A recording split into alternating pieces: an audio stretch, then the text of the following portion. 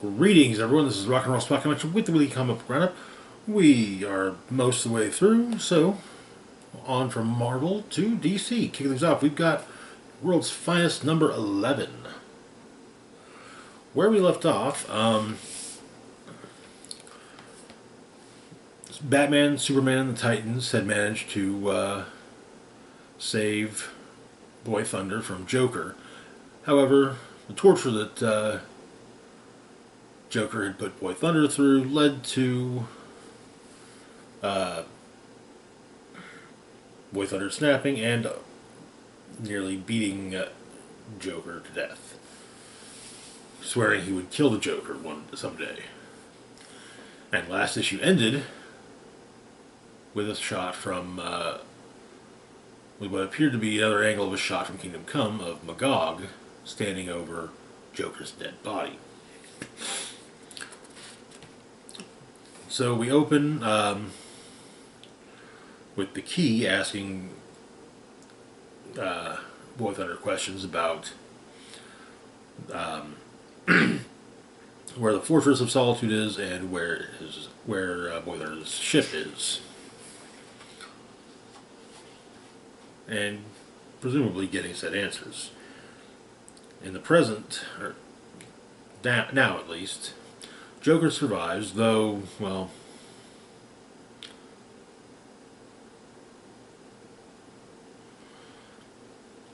doesn't seem like Batman's entirely pleased with that fact.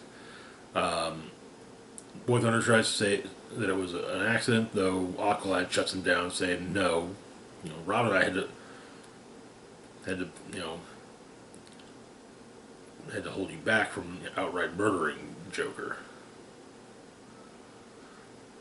And Superman's, just like, it's not your decision to make if someone deserves to die. Which leads to Superman and Robin going to the fortress with Boy Thunder. The idea being that they'll put Boy Thunder into through a device that will basically drain the solar energy from him. That way he can get the help he needs, but as a normal boy. However, Superman changes his mind and realizes that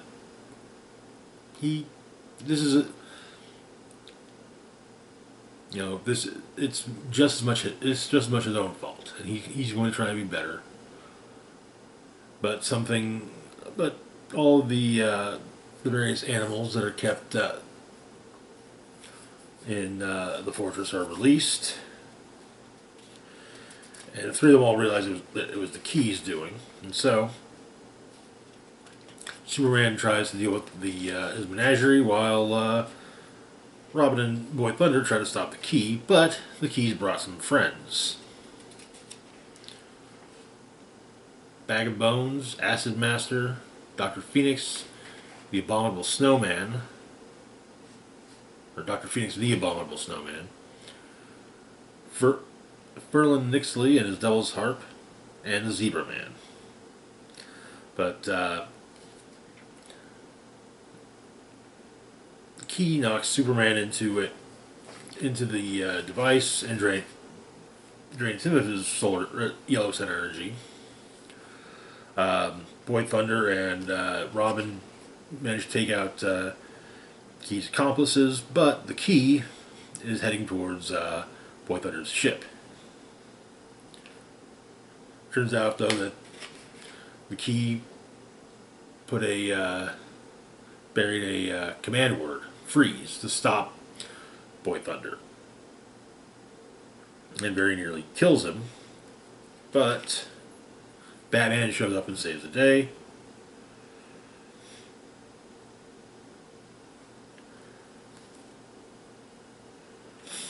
And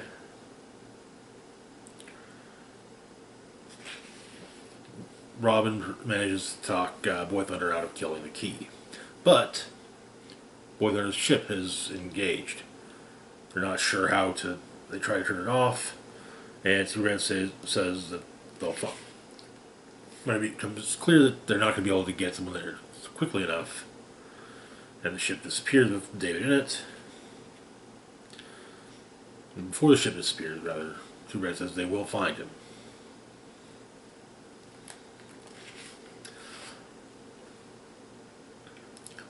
The key lands in a, not the key, but the ship with Boy Thunder lands in a blasted wasteland. The giant creature standing over him, identifying himself as Gog. And he's been waiting for David. And that is where the issue ends.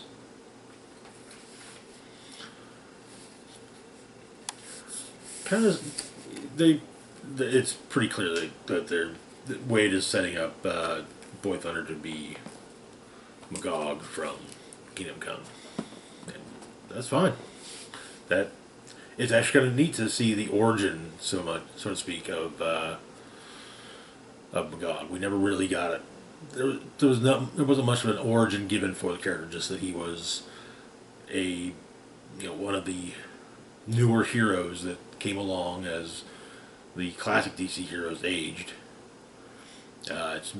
Kingdom Come is very much the modern heroes in Kingdom Come are very much seen as something of a reputation of the heroes that were popular in the 1990s, who were largely more anti-hero than hero. But anyway, moving on to our next book, we've got Batgirls, number 14. Where we left off, Cass and Steph's body swap had ended, but Steph was still missing, and apparently with her father.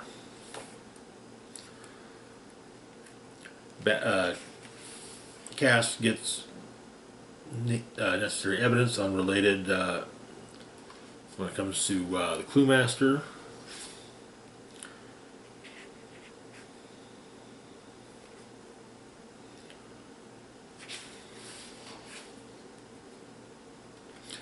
Basically, she's trying to find Cass and having little to no luck, though her mother, Lady Shiva, is watching.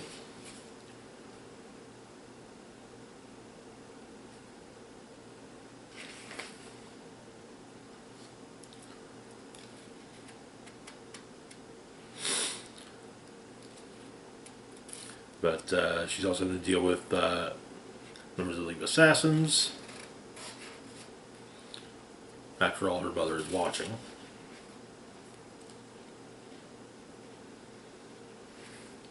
And back on the hill at Batgirls HQ, a letter is found for Cass. It's kind of a, I'm probably dead type of letter, but, don't feel bad. Maybe some things to tell various other members of the Bat family.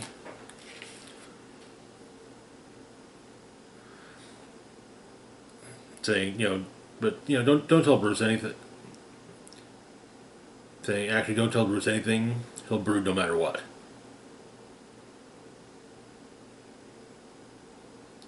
But she says that she died of Batgirl and she ain't mad about it. But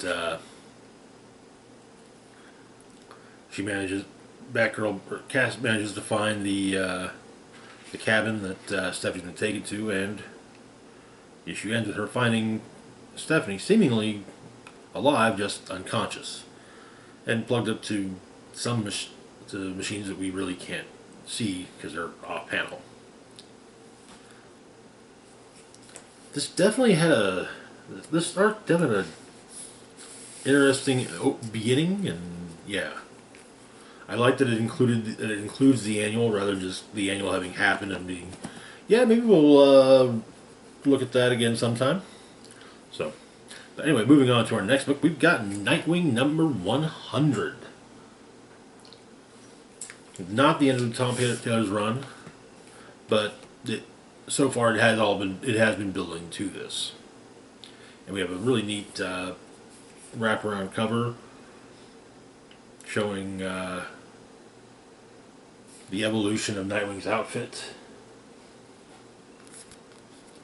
and look, as well as pretty much every major,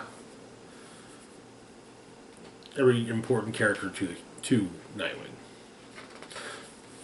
Where we left off, first off in Nightwing, the only major villain left operating was Heartless, though Heartless was planning something. Tony Zuko ended up in prison after Dick's daughter, had no problem whatsoever putting him in jail, and Dick's sister, not daughter, Dick's sister, who Zuko believed to be his daughter, there. But someone did visit some of the major criminals in Bloodhaven's private prison. Zuko, KG Beast, a few others. However, that gets put on hold as we had Dark Crisis, during which Dick Grayson was among the heroes who led the charge in the absence of the Justice League.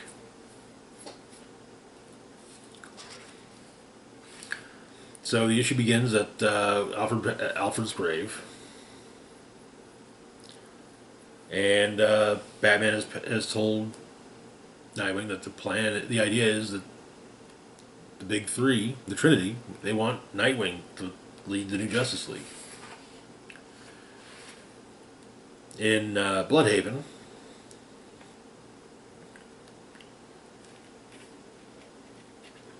Heartless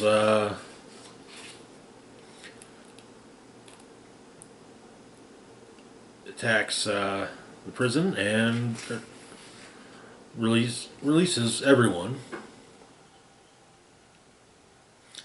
including specific ones, talking about specific ones, namely KG Beast,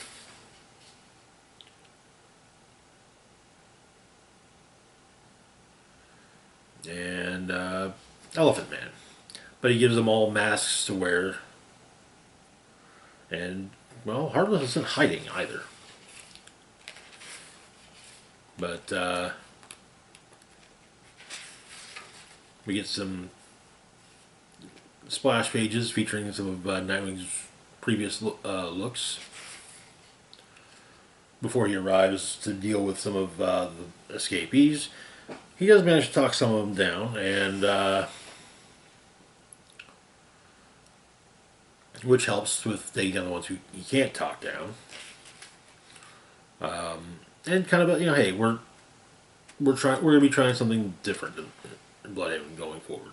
Oh, and he's got reinforcements, the Titans. Everyone's given a specific plan.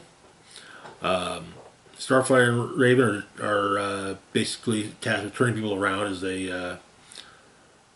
turn the escapees around.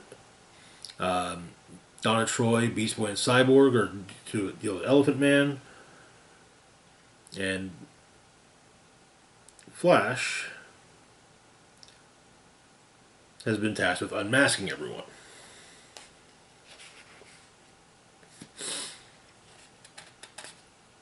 They all play their parts.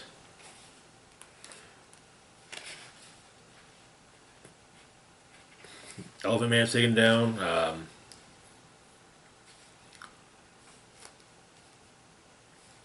Nightwing gets a rematch with KG Beast, dislocating his shoulder in the process.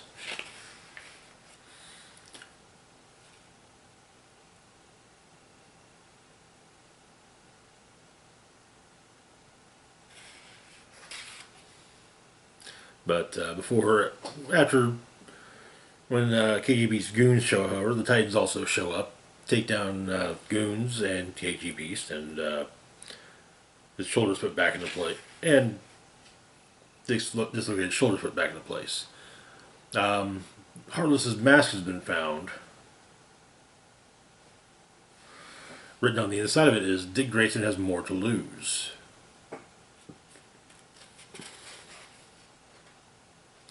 But Wonder Woman and Superman show up, and kind of when you're done, we'd like to talk to you. Basically, they're have the same thing that talk with them that Batman had about Dick leading the league. But he has to think about it while talking with Batman at Alfred's grave.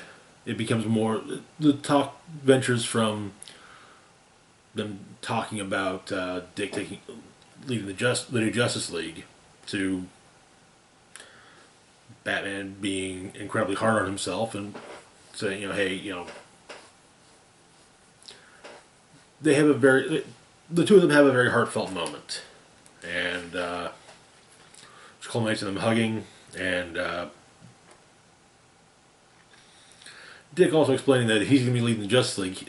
It's something new, and it's something that he's probably need Bruce's guidance with. So he's probably going to be asking Bruce for help quite a bit. But that portion of the issue ends with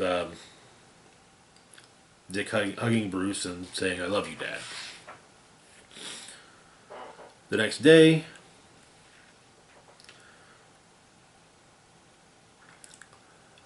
Bruce, Babs, and the mayor are discussing Bloodhaven Private Prison, pointing out that it's the first thing anyone sees when they come into town. So, Dick's buying it. He has a plan for it. A plan that Nightwing unveils a month later. The prison is being turned into the new Titan's Tower. And that is where the issue ends. Okay, I kind of like... I like it.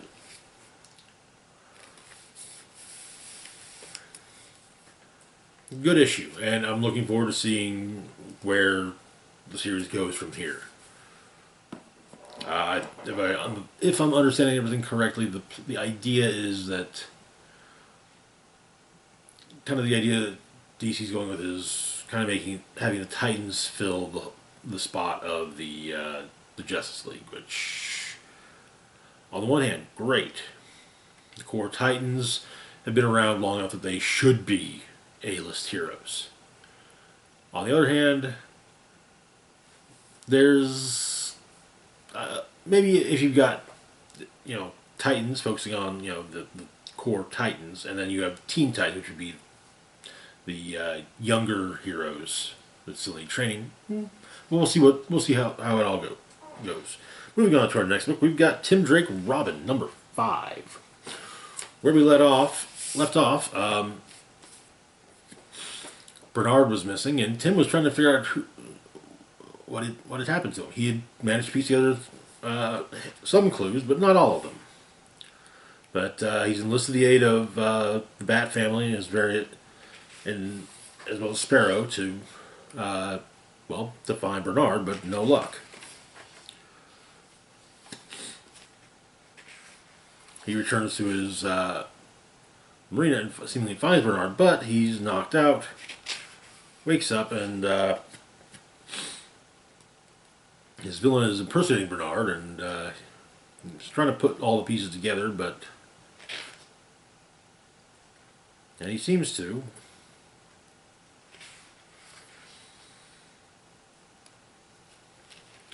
But the villain explains that last time he started off as a goon in Gotham, and when his most recent time in prison, he'd been told that the one thing that any big villain needs is a hero.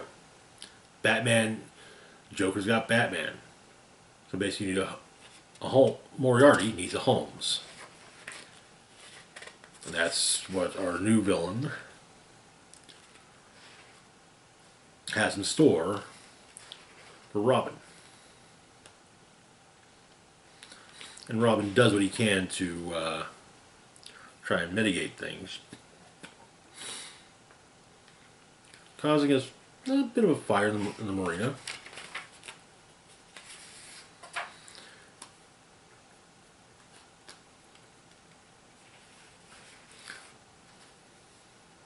And our new villain officially dubs himself Moriarty.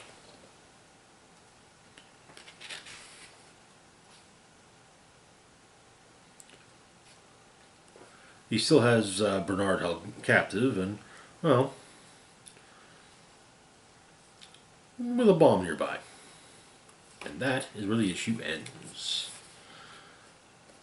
I'm liking the book, but it is... the artwork doesn't feel right. Riley Rosmo's style, I enjoy it, but it doesn't. To me, it doesn't fit Robin. It fit Harley Quinn. If no other reason, the distorted style of art, I felt kind of helped with kind of helped better convey Harley's mental state. Even just like because even when she's normal, Harley Quinn is a tidbit on the crazy side of things. So yeah, with Tim Drake, it doesn't fit in my opinion. Kind of thing, or maybe if Tim was having to go through had been forced to deal with hallucinations, sure, but yeah,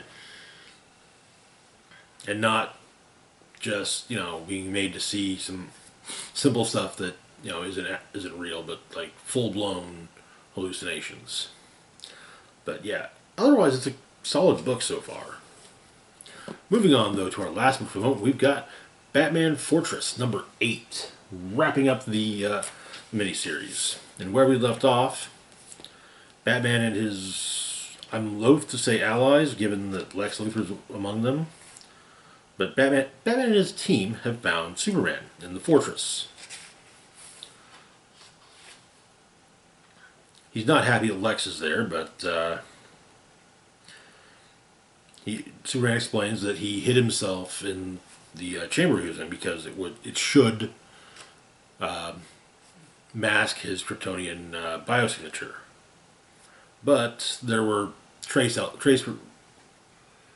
of it throughout the world, and that's so yeah. But the aliens show up, explain what the House of L did to them, and that apparently they were responsible for the destruction of Krypton.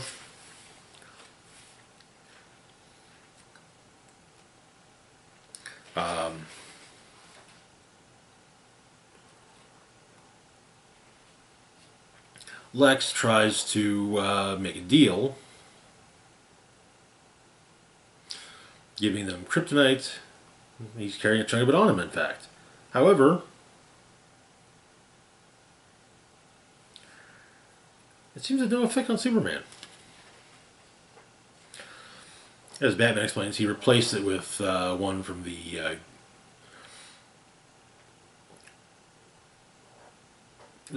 with a fake piece of kryptonite from a gift shop that Superman had given him years beforehand, or previously. But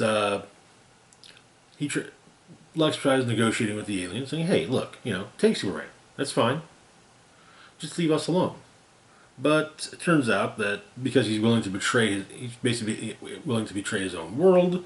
They don't think too highly of him because, well, on one of these aliens' worlds, that's what happened. Is someone did betray the planet. But a fight breaks out between the heroes and the aliens. Not Lex. He just was kind of there. But an arrangement has come to. Superman will face their judgment, but there's an idea.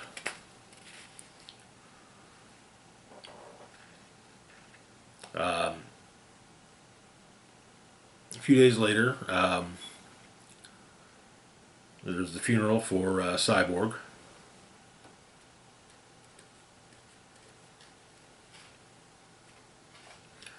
And it turns out that the machine that can remove Clark's powers can also transfer them. And so, Superman transfers his powers to Batman, who adds the not the full S shield, just the part around it, around the bat symbol, becomes a slightly different Superman. And